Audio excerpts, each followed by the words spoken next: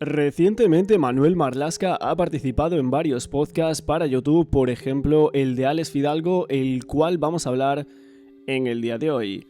Y en concreto vamos a desgranar lo que dijo Manu Marlaska en cuanto al caso de Mario Biondo y también en cuanto al caso Alcácer. El caso Mario Biondo, ¿en qué está ese caso?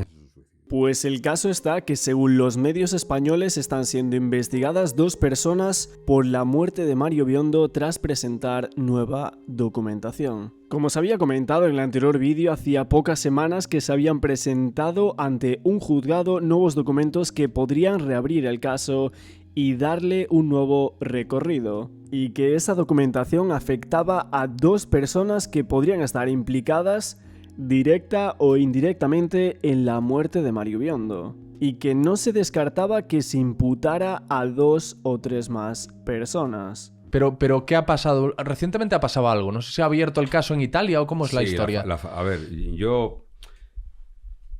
Lo has dicho muy seguro, ¿eh? Muy Sí, convencido. porque es que he visto las actuaciones, he visto la autopsia, y Mario Biondo se suicidó. Mario Biondo se quitó la vida.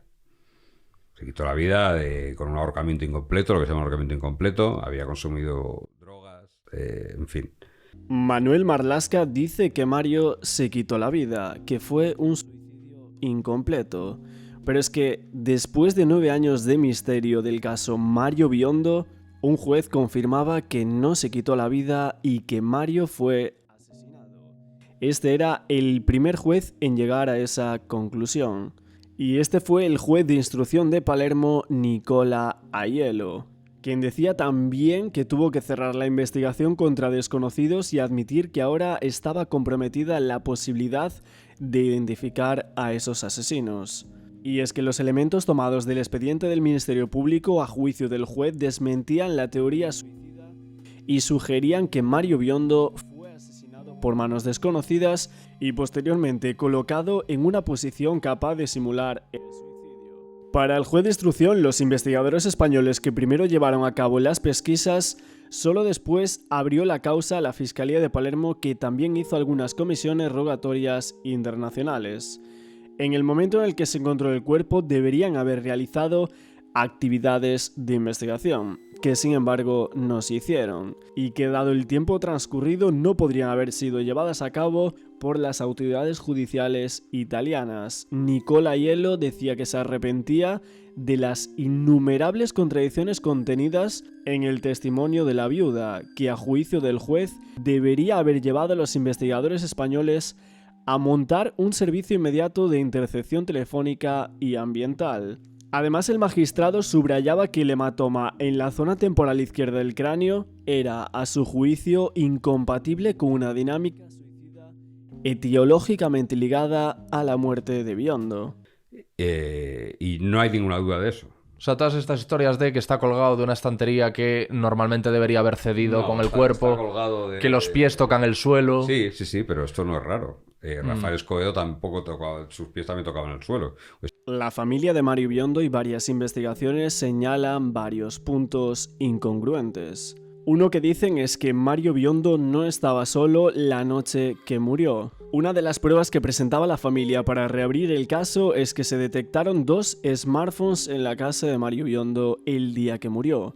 Uno de estos móviles se conectó a la red wifi de la casa y accedió a las cuentas de Facebook y Twitter de Mario durante la madrugada del 30 de mayo de 2013, cuando falleció. Una investigadora del caso decía que era ampliamente probado que la fasmina no habría podido matar a Mario, ya que en su cuello había 2 marcas. Una evidentemente era de la fasmina, pero la otra, la que le costó la vida, tiene un surco de una cavidad de 8 milímetros compatible con una cavidad de un cable HDMI. Y es que si Mario hubiera muerto por ahorcamiento, la marca de la fasmina no debería haber estado bajo el hueso hioides, sino por encima de ese hueso, porque el peso de Mario habría subido la fasmina, mientras que la marca que Mario tiene alrededor de su cuello está debajo del hioides. Por lo que aclara que esto absolutamente no es de una marca dejada por la fasmina, también como declara el profesor Cusimano.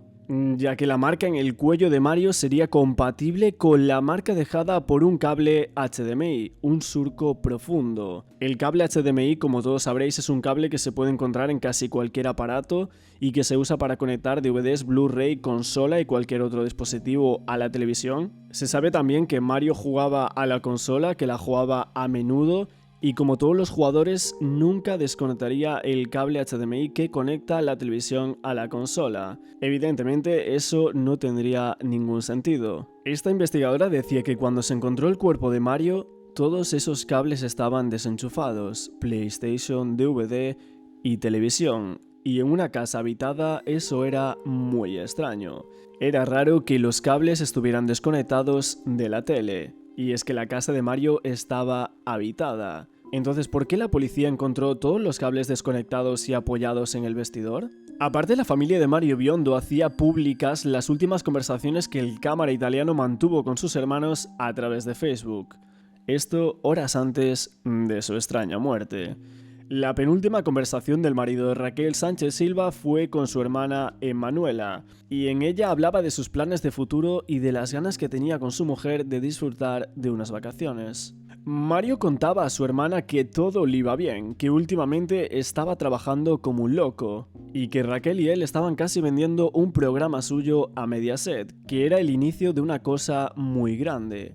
Por primera vez haré de director, decía Mario. Hermana, no veo la hora de que vengas, lo importante es que nos veamos muy pronto. Y pocos minutos después, pasadas las 12 de la noche, Mario iniciaba otra conversación con su hermano Andrea, también a través de Facebook, en la que contaba que mañana iba a probar la cámara C100. Le decía que estaba muy emocionado y a una pregunta sobre qué estaba haciendo respondía: estoy en casa viendo la televisión. En varios medios comentaban que de estas conversaciones es a lo que se agarraba la familia Biondo para afirmar que Mario no tenía intención de quitarse la vida, y por eso pedían que se investigara su muerte a pesar de que la justicia española cerrara su caso apuntando a que se quitó la vida al no hallar indicios en este sentido. Pero volviendo a lo de antes y las conversaciones, los cables de televisión y consola que se ven en la foto ¿no estaban desconectados de la tele y colocados todos en el armario? Pero según esas últimas conversaciones, Mario estaba viendo la televisión. Según esa última conversación con su hermano, vemos que está charlando con Andrea, mientras que dice que está viendo la televisión. Pero, ¿cómo podría hacerlo si la televisión tuviera todos los cables desconectados? Esta investigadora también decía lo siguiente: algo me sorprendió durante las conversaciones entre Mario, Emanuela y Andrea. Mario dice que está viendo la televisión. Bueno, entonces, ¿quieres decirme que está solo en casa, que se estranguló con el cable de televisión, pero primero desconectó todos los cables y los puso en el vestidor? Esta investigadora aclara que Mario Biondo fue asesinado, que claramente una de las personas que pudo haber matado a Mario esa noche tenía las llaves de la casa, entró y mató a Mario, y que pocas personas tenían las llaves. Seguía comentando que Mario fue asesinado y que limpiaron y prepararon todo antes de salir de casa. Y la familia de Mario tiene la certeza o tiene el convencimiento de que ha habido algo más allí, ¿no? Pasa mucho. Siguiendo con los puntos incongruentes de que Mario se quitó la vida, otro de los puntos que añadirían varios criminólogos era que la posición del cuerpo era atípica, pues el cámara estaba suspendido y no ahorcado de la fasmina. Decían que esto sería incompatible con un posicionamiento voluntario en el ámbito de una dinámica suicida. Que el cuello de Mario Biondo presentaba un surco incompatible con el tejido de la fasmina con la que presuntamente se había ahorcado. En cambio, la marca sí podría ser compatible con un cable o con una cuerda. Otro punto es que todo estaba colocado. Y es que cuando uno está muriendo por agnosia experimenta convulsiones. Y parece ser que no fue el caso de Mario Biondo, pues la estantería de la que se cuelga su cuerpo estaba exactamente igual que antes del suceso, nada se había movido del sitio. Otra de las cuestiones es la rigidez del cuerpo. El cuerpo de Mario Biondo estaba demasiado rígido y frío según la policía, para haber fallecido cuando se dijo a las 6 de la mañana, y es por eso que se cree que llevaba 10 o 12 horas muerto cuando llegaron los agentes. Y asimismo, los expertos consideran que Mario murió tumbado boca arriba y no colgado de la fasmina. Otra de las cosas que hicieron sospechar en el caso Biondo es que se borraron archivos del ordenador de Mario tras su muerte. Y es que Raquel Sánchez Silva tuvo que declarar ante el juez y explicar el motivo por el que se habían borrado algunos archivos del ordenador personal de Mario Biondo tras su fallecimiento. Y en aquel juicio se encontraron contradicciones de la presentadora sobre el uso del dispositivo tras fallecer su marido. En una de las vistas, la presentadora explicó que solo había borrado fotografías personales de ella misma, algo que Santina Biondo cuestionaba en la mencionada entrevista, que no eran 196 gigas de fotos, que se habían borrado prácticamente 1 tera de archivos. Se dice también que el 31 de mayo de 2013 a las 2:40 cambiaron la contraseña de la cuenta del ordenador de Mario, pero según apunta la investigación llevada a cabo por Cristiano Pasca, existe un informe en el que se afirma que el ordenador del cámara italiano fue intervenido después de su muerte y se hizo gracias a un software de control remoto que se habría instalado 15 días después del fallecimiento de Mario. Tal y como muestra el vídeo de declaración de Raquel Sánchez Silva, ella declaró que no sabía nada al respecto. Afirmaba que el ordenador solo estuvo en sus manos, que nadie lo había tocado que no fuera ella, y que borró fotografías personales porque su relación con los Biondo no era buena y no quería que ellos las tuvieran. Pero más tarde, en una segunda declaración, afirmó que su primo técnico informático había manejado el ordenador con ella.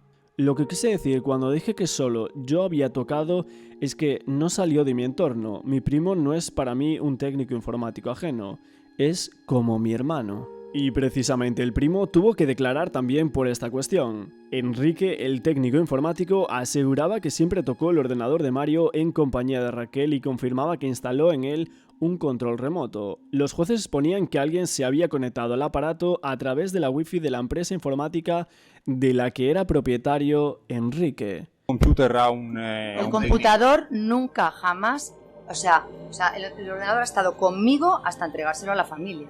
Lo otro, ¿se lo ha dado a algún técnico de informática? No, el ordenador lo he tenido yo.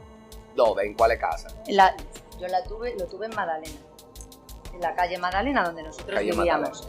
Y yo luego me fui a Galicia a pasar unos días de vacaciones. Vamos, de vacaciones no, de reposo. En la Portadolí. Sí.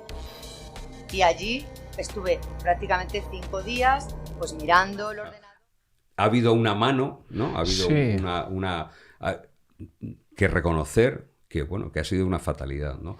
En el caso de Mario hay un componente también lógico, ¿no? Es un suicidio, una noche que había consumido drogas, que había... Entonces, bueno, entiendo que es muy doloroso. El examen toxicológico reveló presencia de alcohol y coca en la sangre de Mario Biondo. Pero estos exámenes, sin embargo, fueron contradichos por los exámenes posteriores de la autopsia que revelaron que no se tomaron muestras de orina del cadáver. Incluso en algunos medios, en la tercera y última autopsia sobre el cuerpo de Mario Biondo, el análisis de su cabello demostró que no había consumido alcohol ni sustancias. Los padres de Mario Biondo decían que su hijo no se había quitado la vida y que no había consumido drogas ni había muerto durante un juego autoerótico. Más indagaciones apuntaban a que Mario no tomaba coca, alcohol o cualquier otra sustancia, porque el examen del pelo revelaba con absoluta certeza que Mario no era consumidor habitual de coca o de cualquier otra sustancia, incluso de alcohol, pero que en otras revistas y periódicos se declaró otra cosa. Pero hablando también del tema sustancia, los fiscales relacionaban a Raquel Sánchez Silva con un narco italiano en la declaración sobre Mario Biondo. Los fiscales le preguntaban por el narco italiano Nacho Leonardi. Según estos, la presentadora y su marido tuvieron contacto con él con llamadas y mensajes desde el año 2008 y hasta la muerte de Biondo en la casa del matrimonio. Decían que había numerosos SMS intercambiados con Nacho Leonardi. El fiscal decía esto refiriéndose al móvil de la presentadora, que al parecer tenía una copia de seguridad hecha en el ordenador del fallecido. Raquel decía lo siguiente: estamos hablando de mi móvil. Necesito pedirle amparo, señor juez. ¿Por qué estamos hablando de mi móvil? Es mi intimidad y no me acuerdo. Sin embargo, el juez le denegaba el amparo y pedía que respondiera la pregunta. Ante las reticencias de Raquel Sánchez Silva, el fiscal advertía que debía responder y de que, no ser así, eventualmente podría ser incriminada en Italia. Y que incluso podría ser investigada por homicidio en Italia. Ella seguía diciendo: usted tiene que permitir que a mí, que soy ciudadana española, este señor me amenace con procesarme en Italia. Pero el juez le quitaba la razón de nuevo y le decía que no la estaba amenazando. Y le explicaba que, teniendo en cuenta que fueron varias llamadas y varios SMS, resultaba un poco incongruente o por lo menos incomprensible que no lo recordara. Pero Raquel Sánchez Silva, que a ratos se levanta y a ratos declara sentada, insiste que le estoy diciendo que no me acuerdo. Y en otro fragmento, Sánchez Silva dice que fue Mario Biondo el que llamó a un número de teléfono con un nombre. Alguien me dijo que era alguien que vendía sustancia, pero asegura no acordarse del nombre de esa persona. Sin embargo, el fiscal le pregunta que por qué tenía este teléfono memorizado en el móvil, a lo que la respuesta es la misma: no me acuerdo. Hasta aquí la parte de Mario Biondo, vamos ahora con la parte del caso Alcácer. Yo tengo esa certeza, como te digo. No sé si Antonio Anglés está vivo o muerto, no lo sé, realmente. Sé que se le persigue como vivo. Me consta porque he visto hasta las carpetas en un despacho de la policía y en otro de la Guardia Civil, que se le sigue persiguiendo y que se sigue siguiendo su rastro, ¿no? Según varios medios, la búsqueda de Antonio Anglés sigue abierta. La operación deseada. Esta es una de las investigaciones más tristes de la crónica negra de España. Se puso este nombre real a esta operación ya que Desiré del caso Alcácer se llamaba en realidad María Deseada Hernández Folch, a la que el país entero conoció como una de las niñas de Alcácer. ¿Tú tienes alguna certeza respecto a aquel crimen? Ahora se están haciendo... Bueno, yo creo que Antonio Anglés participó en ese crimen, que Miguel Ricard participó en ese crimen, que probablemente haya alguien más que participase, pero no es nadie poderoso, ni ningún delegado del gobierno, ni ningún político que grabase películas, como se llegó a decir en algunos programas, ¿no? Manuel Marlaska, nacido el 15 de octubre del año 1967, es conocido por su labor en el campo de la investigación periodística y los sucesos a lo largo de más de 20 años. Desde 2012 trabaja para la cadena La Sexta y colabora en su programa Más vale tarde como jefe de investigación. También colaboró en Interview, Espejo Público u Onda Cero. Y también presentó y dirigió el programa Expediente Marlaska. Del 86 al 87 fue redactor de informativos y programas de Antena 3 Radio. Del 87 al 90... redactor de sucesos y tribunales del diario Ya. Lo mismo del 90 al 91 con el diario Sol. Del 91 al 93 volvió a ser jefe de sección de sucesos del diario Ya. Y es del 1993 al 1994 cuando es redactor de sucesos y tribunales del diario El Mundo. Y es que en el 1993 trabajaba para el diario El Mundo y realizó la cobertura informativa del caso Alcácer para este diario. Hasta ahí, nada especial. Según algunos investigadores del caso Alcácer, Manuel Marlaska tenía una bola de cristal en cuanto al caso. Sería genial que Alex Fidalgo, hablándole del caso Alcácer a Manu Marlaska, le preguntara sobre esto. Según esta publicación del 3 de febrero del año 1993 del periódico El Mundo, decía lo siguiente según Manuel Marlaska. El rubio Miguel Ricard, que describió la escena, dice tener miedo de la posible reacción de su compinche. Ricard declaró que fue solo Antonio Anglés quien hizo todo eso a las niñas de Alcácer. Miguel Ricard, el único detenido hasta el momento en relación con el crimen de Alcácer, aseguró en su última declaración ante el titular del juzgado número 6 de Alcira que él ni vio ni mató a ninguna de las tres niñas. Ricard, conocido como el Rubio, cargó toda la responsabilidad sobre el que se había convertido en el enemigo público número 1 de las fuerzas de seguridad españolas, Antonio Anglés Martins, que en ese momento llevaba 6 días desaparecido. El rubio, en un tormentoso interrogatorio que se prolongó durante 10 horas el pasado día 29 de enero, llegó a dar 4 versiones de los hechos que acabaron con el enterramiento de las niñas en las inmediaciones de la presa de Tous. Pero lo que sí mantuvo en todo momento es que Antonio Anglés fue el autor material de todas las vio y de los disparos que acabaron con la vida de Miriam, Toñi y Desiree. Según fuentes judiciales, Ricard se mostró colaborador con el juez dando amplios detalles de lo ocurrido, sobre todo en las últimas horas de su extenso testimonio. Si bien en un principio el rubio dijo que él y Anglés recogieron a las 3 chicas en la gasolinera y se las llevaron a tomar unas copas antes de la brutal agresión, posteriormente reconoció que su compinche y él condujeron a las jóvenes directamente a la caseta abandonada. El artículo continúa diciendo que Ricard asegura en su declaración que él se limitó a colaborar con Anglés a la hora de inmovilizar a las adolescentes, mientras que su compañero Anglés practicaba todos los actos. El delincuente también señaló que fue Antonio Anglés quien decidió poner punto y final a esa macabra fiesta, con un tiro en la nuca a cada una de las jóvenes.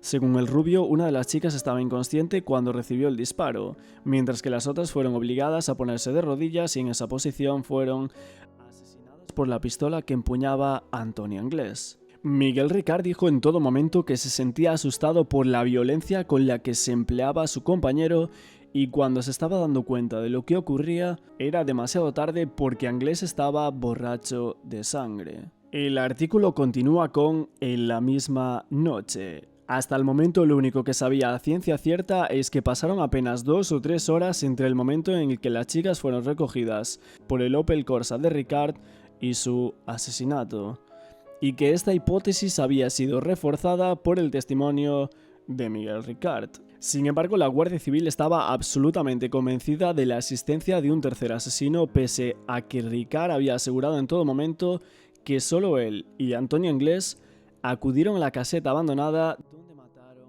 a las adolescentes. En la detención él confiesa y cuenta con todo detalle una historia que además cuadra perfectamente con las lesiones de las crías. Lo que cuenta es que él mantiene una relación voluntaria con una de las crías, pero todo lo que hace referencia a las lesiones y a los motivos de la muerte de las niñas encuadra perfectamente con las autopsias, ¿no? Con lo cual solo quien estuvo allí puede saber lo que pasó. Es curioso cómo Manuel Marlaska sabe cosas antes de que se produzcan, ya que nos cuenta el 3 de febrero del año 1993 datos que Miguel Ricard no proporciona hasta la declaración ante el juez el día 2 de marzo del año 1993. Y es que en este artículo nos habla de que fueron directamente a la caseta, frase textual de Miguel Ricard en esa declaración. Nos relata la forma en la que se sujetó a las niñas y la forma en la que estaban cuando recibieron los disparos. Aparte confunde la declaración ante la Guardia Civil el día 29 de enero que duró desde las 11:45 hasta las 2:10 del 30 de enero, 2 horas y 25 minutos, donde fue su abogada Vicenta Sanchís, con la declaración ante el juez el día 30 de enero que tuvo de abogado a Joaquín Comís Tello y que oficialmente no sabemos cuándo empezó ni cuándo acabó. Pero, ¿cómo podía saber esto Manuel Marlaska? También el 4 de febrero del año 1993, el Mercantil Valenciano publicaba que la Guardia Civil aún no había localizado el lugar exacto donde habían sido asesinadas las niñas, cuando Manuel Marlaska ya lo había dicho el día anterior. De cosas curiosas y difíciles de explicar, ¿no? Y que Mira, entonces eso dio pábulo a... Pero claro, es que dio pábulo a leyendas como que Antonio Anglés es Spiderman, ¿no? Que salió por la ventana. Antonio Anglés nunca estuvo en esa casa ese día. Nunca. Antonio Anglés no estaba cuando llega la Guardia Civil allí. La dura realidad es que a día de hoy no se ha podido vincular a Antonio Anglés con el crimen de Alcácer, ni tampoco han podido demostrar que la fuga sea cierta. Como dice por aquí Marlaska, la Guardia Civil desmintió lo de que Antonio Anglés había saltado por la ventana. Pero es que incluso varios guardias civiles dicen que es altamente improbable que Anglés pudiera llegar a escapar por sus propios medios hasta Lisboa.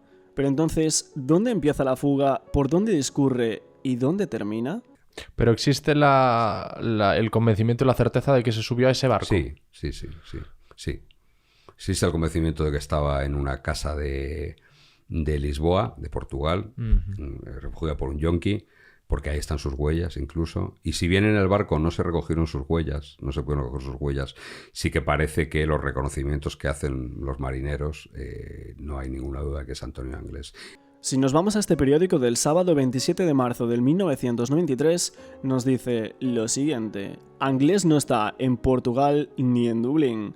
Nadie sabe dónde está Antonio Anglés, uno de los presuntos asesinos de las niñas de Alcácer, pero inspectores de la policía investigaron la supuesta presencia en Lisboa de Antonio Anglés y no llegaron a encontrar ninguna pista concreta sobre la supuesta presencia en Portugal, y tampoco hallaron restos de Anglés en un barco que llegó ayer a Dublín y sobre el que la policía había centrado sus sospechas en torno al presunto asesino. La fuga de Antonio Anglés se prolongó durante varias semanas según la versión oficial, y según la misma versión oficial, Anglés fue avistado por varias personas desde colectivos gitanos hasta campesinos, robó vehículos, amenazó a todo Kiski, y qué casualidad que fue visto por un montón de personas, menos por los agentes de la Guardia Civil. Una fuga como esta no es posible por una sola razón, ¿no? Sino que tienen que juntarse una serie de circunstancias que hicieron posible que alguien siga, tantos años después, huido de la justicia. La prensa informó el 24 de marzo de 1993 que un grupo de inspectores del grupo de homicidios de la Brigada Central buscaban a Anglés en Lisboa, temiendo que embarcara hacia Brasil. Nadie explicó cómo podría haber llegado allí sin ser descubierto ni en el trayecto ni al cruzar la frontera. La policía portuguesa y los agentes desplazados desde Madrid comenzaron a buscar al prófugo en el puerto de Lisboa, pero el día 27 se anunció que había burlado el cerco policial y había escapado hacia Dublín en un barco mercante. Y cuando el buque atracó en Dublín, Anglés ya no se encontraba a bordo. Sin embargo, la policía española comunicó que no se había encontrado ninguna pista concreta sobre la presencia de Anglés en Portugal, ni pruebas de que hubiera estado en Lisboa o escapado de allí. El 1 de junio del 93, 2 meses después, el diario Las Provincias informaba sobre la huida de Antonio Anglés con el siguiente titular: las huellas dactilares en el barco y la lancha confirman que Anglés arribó a Irlanda. Pero resulta que en el 1997 el mismo diario Las Provincias publicaba otro artículo en el que se informaba que, según un segundo informe de la Interpol, Antonio Anglés, el principal acusado del triple crimen de Alcácer, no estuvo en el City of Plymouth, el barco que supuestamente le había llevado hasta las costas irlandesas. Incluso hubo un criminólogo, un tal Juan Ignacio Blanco, que participaba en los programas de Pepe Navarro, que murió con el secreto aquel de que tenía, ¿no? El documental que hizo Ramón Campos, que hizo la gente de Bambú de Alcácer, está muy bien explicado toda aquella teoría conspiranoica que no tiene ni pies ni cabeza, ¿no? Incluso hubo un criminólogo, un tal Juan Ignacio Blanco. ¿Un criminólogo? ¿Un tal Juan Ignacio Blanco? Es evidente que el señor Marlaska conoce de sobra quién es y qué ha hecho Juan Ignacio Blanco en su carrera y en torno al caso Alcácer. ¿Cuál es entonces el cometido de nombrarlo de esa forma? A lo largo de los años, Manuel Marlaska ha publicado varios artículos en torno al caso Alcácer, y en concreto en muchos de ellos habla de Juan Ignacio Blanco. Por citaros uno, vamos con la conspiranoia de Alcácer al 11M. Habla un poco del caso, de la fuga de Antonio Anglés por medio de España.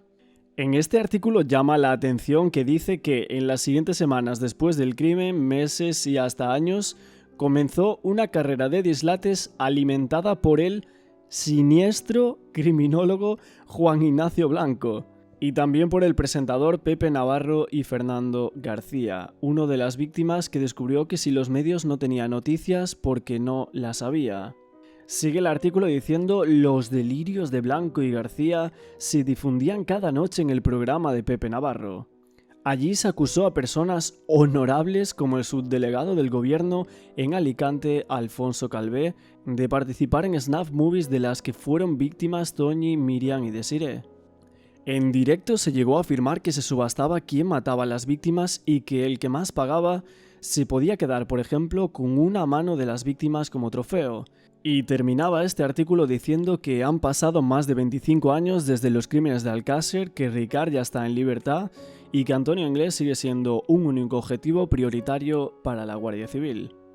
y termina mencionando de nuevo al tal Juan Ignacio Blanco, ese siniestro criminólogo, y a Fernando García diciendo que ellos dos fueron condenados por injurias. Alex Fidalgo le pregunta a Manuel Marlaska si él le ha hecho una entrevista a Miguel Ricard y él le dice que no, pero que sí lo ha visto. ¿Tú has entrevistado a Miguel Ricard? No, he visto a Miguel Ricard, no lo he entrevistado a Miguel Ricard. Le he visto en los últimos tiempos, sí. Es que lo vi el otro día en un canal de YouTube. Sí. Hablando. Sí, hay una entrevista, ¿no? Que le han hecho. Sí. Que alimenta un poco todas las teorías conspiranoicas estas. Pues ya, pero ¿sabes qué pasa? Que cualquier teoría conspiranoica se cae cuando uno sabe por qué detiene a Miguel Ricard. Miguel Ricard lo detiene porque pasa por allí, eso es cierto. Si nos vamos por aquí a esta noticia de este periódico, dice que 4 entrevista a Miguel Ricard, el único condenado por el crimen de Alcácer. Y en este medio citaban a Manu Marlaska, diciendo que el pasado 16 de enero el periodista Manuel Marlaska comunicó que Miguel Ricard había sido identificado por la Policía Nacional en un piso ocupa de la calle José Garrido de Carabanchel. Que esto era una bomba informativa de tal magnitud que no tardaría en explotar.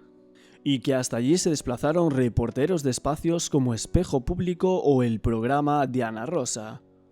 Marlaska se hacía eco en... Por un yonki, porque ahí están sus huellas incluso, y si bien en el barco no se recogieron sus huellas, no se pueden recoger sus huellas. Tenemos que hablar ahora sobre las huellas de Antonio Anglés o las huellas fantasma de Antonio Anglés. En un periódico hace varios años decían que quedaba constatado de manera científica que en ese barco había huellas de Anglés más allá que le reconociera toda la tripulación.